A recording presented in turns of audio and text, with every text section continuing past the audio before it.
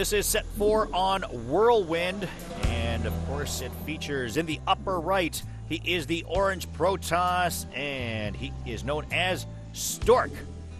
In the bottom left, his opponent is the blue Terran. Representing the Masters team, he is known as Bbyong. Stork, of course, nicknamed the Commander for his famous carrier usage in Starcraft 1. You know, they did do a little bit of buffing the carriers in Starcraft 2, or Heart of the Storm specifically.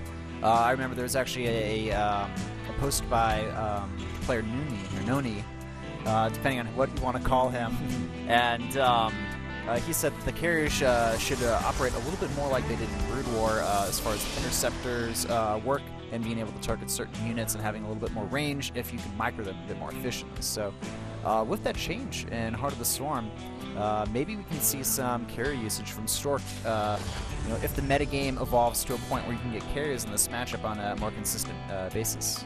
Well, we'll see if that is the case or not. Haven't really had any of these matches go really far late game. It's been mostly mid to late, but well, we'll see if that is the case or not. I think the SPO TV referee said, "You guys can talk, you know." And chatting, they do begin. Neither of the players walling off their entrances in any way. Yeah, that's something that I've noticed a little bit more from Terrans. Sometimes the Zealot, Stalker, Mothership Core poke can be really annoying for Terrans to deal with, especially if they, you know, do the normal double supply depot barracks wall off at their ramp. So either they can go for a faster expansion, get that bunker down very fast, and then generally they're all right. Or they can just say, hey, you know what? I'm just going to put these buildings, you know, a little bit close to my main base. I don't care if you come up my ramp, because you won't be able to get any free shots off on my units. And certainly the map being as large as it is for Whirlwind, not expecting any early aggression early on as well for both these players. Yeah, actually, I've liked to see a Nexus first from Stork. I know he's one of these players that, you know, I guess got the balls to go for a build like that, because most of the time, if you go Nexus first against a Terran player and they discover it early on, they can really punish you for that if you're not careful. So you definitely have to have a certain type of mentality to try to go for those risky builds. Cybernetics Core is complete and a Century on its way. Warp Gate as well for Stork. Bbyong has expanded with a couple of barracks. Yeah, looks like Stork is going to rely on getting that early Sentry out to use the hallucination to scout his opponent out. Sentry there to block the rampway to prevent any SCVs from scouting in. Yeah, and a gateway play for Stork is going to be his choice. All right, Stargate on the way. Glad to see that. Stargate, even if it's a little bit dicier than going for a standard opening, it's about 10 times more interesting than the standard opening play against Terran. So, you know, I'd love to see the Oracle harassment from the Protoss side, and it also forces Terran to, you know, really multitask more. They have to have defense in their main, their natural. They need to decide, is my opponent going to commit to the Stargate tech? Do I need to actually go for the turrets? You know, do they go for the Widow Mines? And behind this, we also have an expansion from Stork. So this is looking like a pretty common Stargate opener that we have seen before from some players such as MC. And now, seeing the double sentries, seeing the Mothership Core, Bbyong still doesn't know exactly what his opponent's up to, but I think he can kind of have an idea that there may be an Oracle play on the way just due to the timing of that expansion. The SCV was taken out before I was able to get a look at the base of Stork. Of course, he's got that Stargate in a location that can't be spotted. Bunker is down for Bbyong, and here is the hallucinated Phoenix going over to take a look at Bbyong's base, and going the other direction is a real Oracle. This is actually something interesting I want to point out here. The third command center, the Fast 3 CC, is going to be spotted by Stork. So now he can decide, essentially, do I want to go for like a 5-gate push, or do I want to just take a really greedy third of my own? You know, he has a lot of different options here, but this Oracle should be able to do at least a little bit of harassment and kind of annoy Bbyong at the very least. Pulsar Beam is activated, going straight after the Mule. Takes out another SEV, and it's the third SEV. So 3 workers have been taken down by the Oracle. Going after a 4th right now. Marines are there to provide some support. They will chase away the Oracle for the time being, and immediately a couple of more Mules are dropped for Bbyong. Bbyong doesn't seem too fazed by this harassment here, but now we have 2 Oracles on the way, and uh-oh, Stork has to be really careful. Those are the Oracles. They're very fragile units. And now we have a robotics being built by Stork here. So it looks like he's just going to transition to more of a standard mid-game timing. And 2 factories on the way from Bbyong here. And takes out another SEV. 7 kills for that Oracle. Make it 8. And he's able to get away in time as well. Stork with 8 kills and salvages the Oracle. All right, so now Stork essentially, he doesn't even have to do anything with these Oracles for almost the rest of the game. Maybe he can kind of poke and prod every now and then, use some of the other abilities, but it's good for a Protoss player to keep 1 Oracle alive because the threat of the Oracle at times can be even greater than the Oracle itself. And he's back again with the second Oracle. He loses that, but not before getting 4 more kills, taking out 10 workers in all with those 2 Oracles, easily making his money's worth. That was a pretty... I actually want to say it's more even than it even looks because, you know, even though Stork did kill off a lot of workers, he's ahead in the worker supply. Look at how fast Bbyong's 3rd command center was. He's already got the triple Mule now. He's got 3 SCVs building at once. So, you know, for Bbyong, he's probably like, hey, I can lose, you know, a few SCVs here and there. It's not going to be the end of the world. 3rd Nexus on the way right now for Stork as well as he continues to expand. Bbyong has 3 command centers, but only 2 bases at the time. Yeah, also getting another factory here. I think we're going to actually see Bbyong just go in the straight mech. That's what it's looking like to me. Widow Mines are out for Bbyong, keeping them in his main base for defensive purposes. Yeah, that just comes from the threat of the Oracle. You know, otherwise, those Widow Mines, maybe they'd be somewhere else on the map. But Stork has got to be careful here. You can spot Widow Mines, and oh!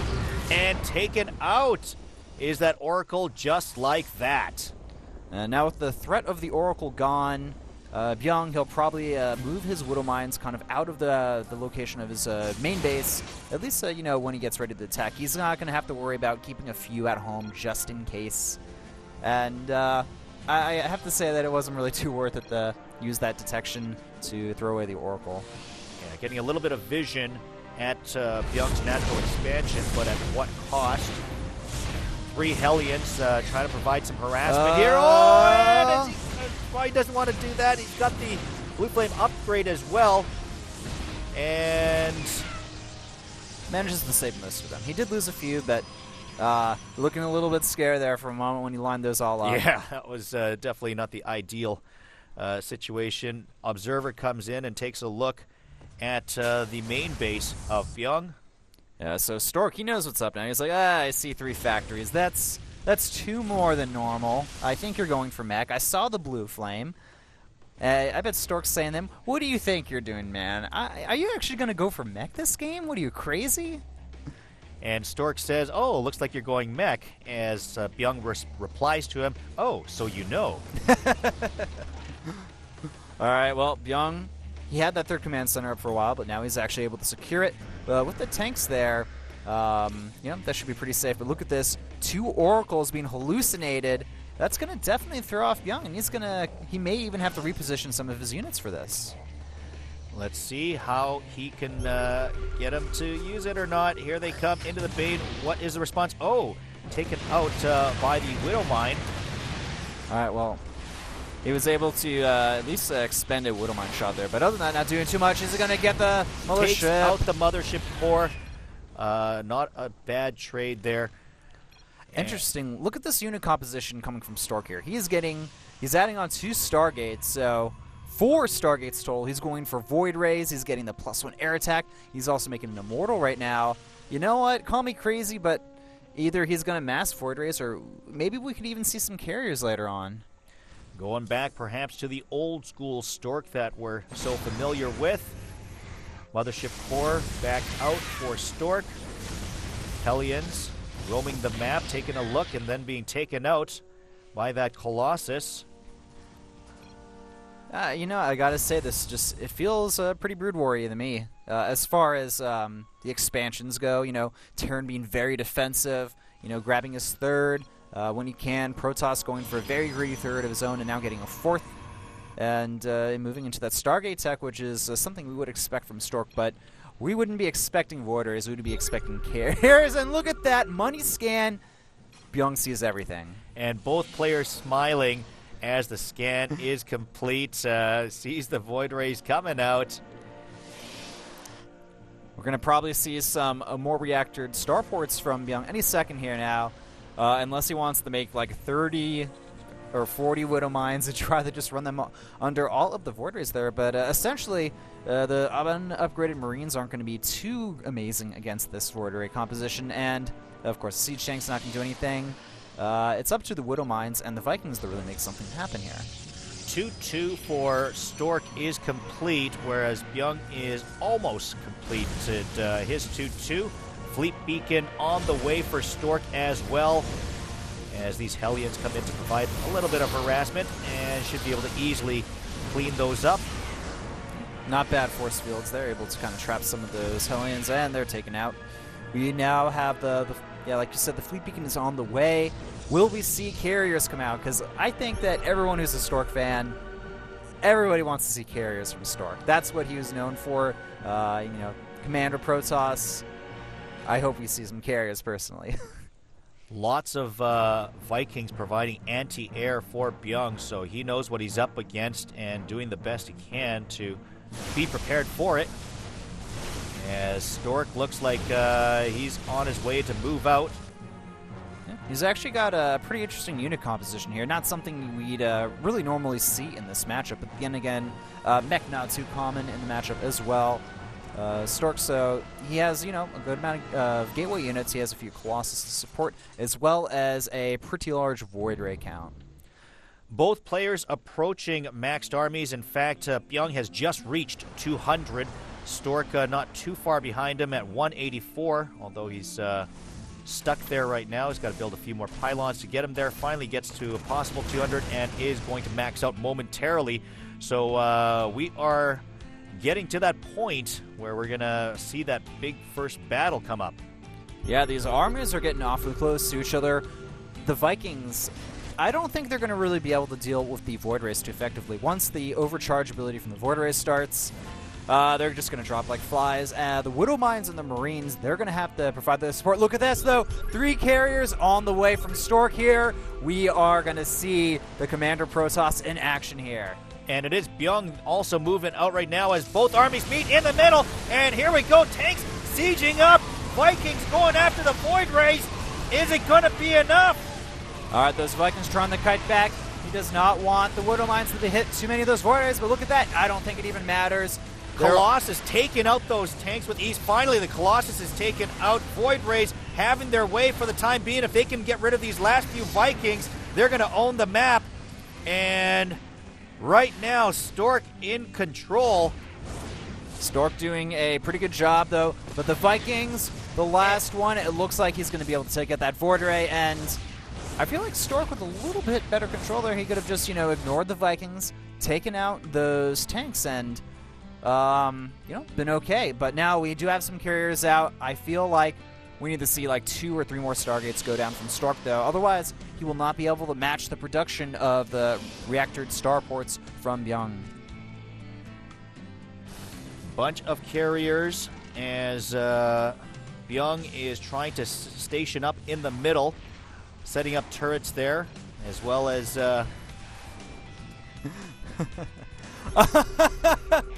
one of the missiles actually just went all the way across the map to hit that mothership after it teleported out of there. Another scan by Bbyong.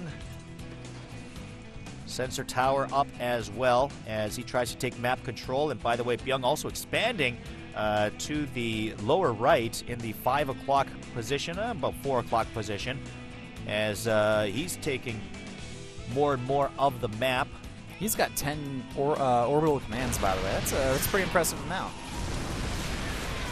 Supply lead does go to Stork as he moves in with these charge lots, as Bbyong is forced to land his Vikings to fight that off, finally able to clean it off in time.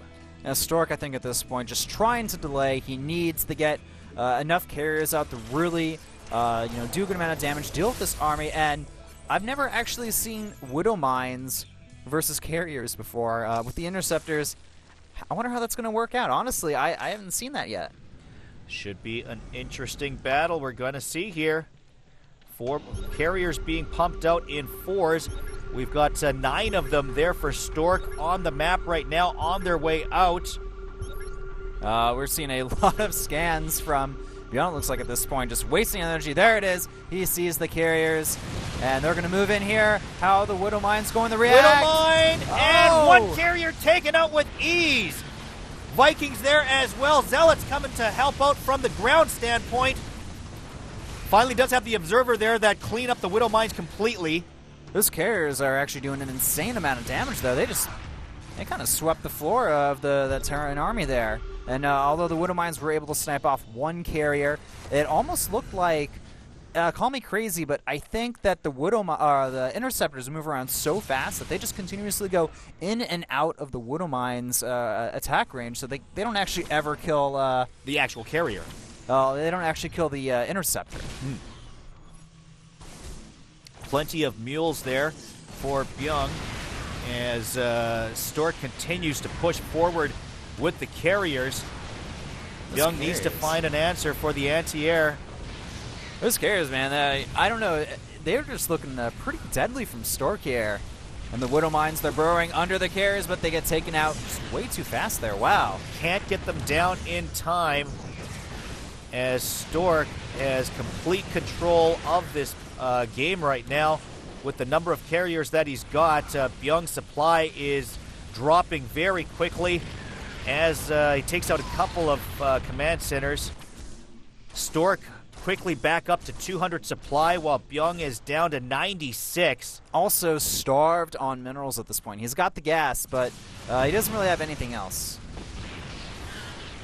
Some Vikings come out to try to push these back, but just not enough in numbers. The DPS of those carriers is just insane right now. The Vikings, they can't really kite against this, and they're constantly trying to move back more and more, but there's just so many carriers out in the field here. Bbyong, he has no answer for this. Nothing at all that Bbyong is going to be able to do. He's losing those command centers so easily, and Stork is simply pumping out more and more carriers.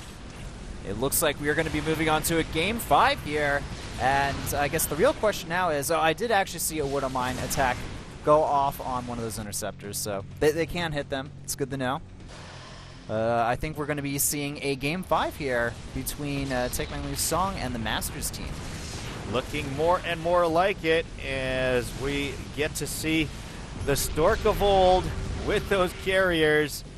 And we can probably expect a GG any moment as Bbyong is just completely outmatched. There it is, the GG as Stork goes on to victory. Pretty happy that I got to see Stork use his iconic unit, the carrier. It seemed even more powerful in his hands. And he got all the upgrades for them as well. So by the time he had enough carriers, they were rocking and good to go. So we are even at 2 wins apiece between T.B.L.S Lee-Sung and Masters. And that means we are indeed going to be going to an ace match. Who is Boxer going to send out? He's talking to his players right now. Han Sang-young, he's got 4 great players to pick from. Although I have to admit, I'd be surprised to see Bisu in the ace match. But Boxer, any predictions as to who he sends out, as well as Han Sang-young? I have a feeling we're going to be seeing Flash versus Hydra here. They're the best players from their respective teams, in my opinion, and I think the opinion of most StarCraft fans out there, just based on results. So that's my bet for the ace match coming up here. All right, well, you see the coaches talking to the respective players of the team as to who